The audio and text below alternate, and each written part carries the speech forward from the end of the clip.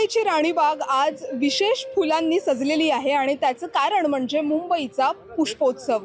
दरवर्षी मुंबई महानगरपालिकेतर्फे मुंबईचा पुष्पोत्सव साजरा केला जातो आणि त्याच्याच निमित्ताने आज यावर्षी 2026ला हा 29वा जो पुष्पोत्सव आहे तो मुंबईच्या राणीबागेमध्ये साजरा होत आहे। आणि या वर्षीची जी थीम आहे ती म्हणजे संगीत थीम आहे। आपण इथे जर पाहिलं तर कृष्णाचा पावा म्हणजेच बासरी सुद्धा इथं सजवलेली आहे आणि जे मोरपीस असतं कृष्णाच्या बासरीला ते सुद्धा फुलांनी सजवलेलं आहे। त्यासोबतच जर आपण लग्नघरात पाहिलं असेल तर सनई चौघडे जे असतात ते मोठ्या प्रमाणावरती वाजत असतात।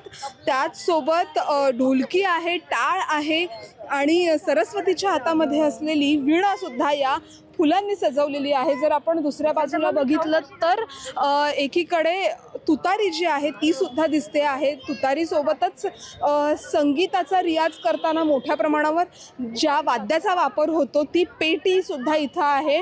भजन कीर्तना जेव्हा असतं किंवा एखादं भक्तिगीत असतं तेव्हा तबला सुद्धा मोठ्या प्रमाणावरती त्याचा वापर केला जातो। अशा पद्धतीनं मुंबईमध्ये हा पुष्पोत्सव आयोजित करण्यात आलेला आहे। दरवर्षी वेगवेगळी थीम जी आहे ती या पुष्पोत्सवात असते, तशीच आज ही संगीत थीम यावर्षी 2026ला आहे। आणि विशेष म्हणजे संगीत थीम असण्याचं एक मुख्य कारण म्हणजे स्वर्गीय लता मंगेशकर यांचा आज स्मृतिदिनसुद्धा आहे आणि आजच्याच दिवशी या पुष्पोत्सवाला सुरुवात होत असल्यामुळे संगीत ही थीम जी आहे ती इथं साकार करण्यात आलेली आहे। मुंबईकरांचा दरवर्षी या पुष्पोत्सवाला अत्यंत सुंदर असा प्रतिसाद मिळतो।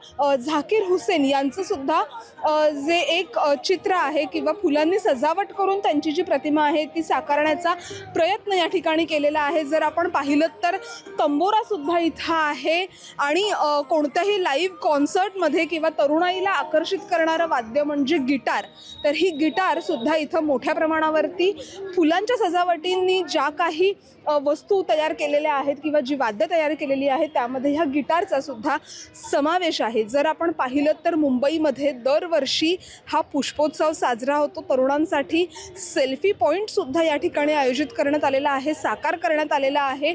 आणि याचं एक मुख्य वैशिष्ट्य म्हणजे की केवळ फुलझाडं नाही, फळझाडं नाही, तर अनेक औषधी वनस्पतीसुद्धा या राणीबागेमध्ये आयोजित करण्यात आलेला आहे। या पुष्पोत्सवात या असणार आहेत, त्यामुळे एकाच छताखाली फुलझाडं असतील, फळझाडं असतील किंवा इतर शोची झाडं असतील त्यांच्यासोबतच उपयोगी अशी औषधी वनस्पतीसुद्धा या पुष्पोत्सवामध्ये असतात। जर आपण बघितलं तर मोठ्या प्रमाणावरती मुंबईकर जे आहेत ते आता यायला या ठिकाणी सुरुवात झालेली आहे। 4, 5 आणि 6 तारखेला हा पुष्पोत्सव 3 दिवसांमध्ये याचं आयोजन करण्यात आलेलं आहे। लहान मुलं असतील किंवा शाळेची मुलं असतील ती सुद्धा इथं मोठ्या प्रमाणावरती आलेली आहेत। प्रत्येक जी झाडं आहेत त्यांची थोडक्यात माहिती सुद्धा काही फलकांच्या माध्यमातून देण्याचा प्रयत्न महानगरपालिकेने केलेला आहे।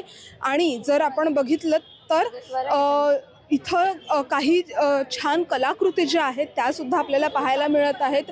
मुंबईतले जे रस्ते असतील किंवा इतर ज्या काही गोष्टी असतील, जो ब्रिज असेल, मोठमोठ्या इमारती असतील त्यासुद्धा ह्या मुंबईच्या आपल्याला पाहायला मिळत आहेत। मुंबईच्या राणीबागेत हा पुष्पोत्सव साजरा होतो आहे, त्यामुळेच मुंबईतली जी वैशिष्ट्ये आहेत ती सुद्धा पाहायला मिळत आहेत। आणि अर्थातच संगीत ही थीम असल्यामुळे संगीताशी निगडीत जी वाद्य आहेत ती सुद्धा त्यांची सुद्धा कलाकृती आपल्याला पाहायला मिळते आहे। दरवर्षी हा पुष्पोत्सव मोठ्या उत्साहात साजरा केला जातो। अनेक मुंबईकर या पुष्पोत्सवाला हजेरी लावत असतात, पुष्पोत्सवाचा आस्वाद घेत असतात। मोठ्या प्रमाणावरती फुलांची जी आरास आहे ती आज राणीच्या बागेत झालेली आपल्याला पाहायला मिळते। आणि याच पुष्पोत्सवाच्या निमित्ताने राणीची बाग आज वेगळ्या आनंदात आपल्याला पाहायला मिळते किंवा राणीची बाग ही विविध फुलांनी आणि वनस्पतींनी किंवा रोपांनी सजलेली आपल्याला पाहायला मिळते। लोकमत मुंबईसाठी निधी पेडणेकरचा रिपोर्ट।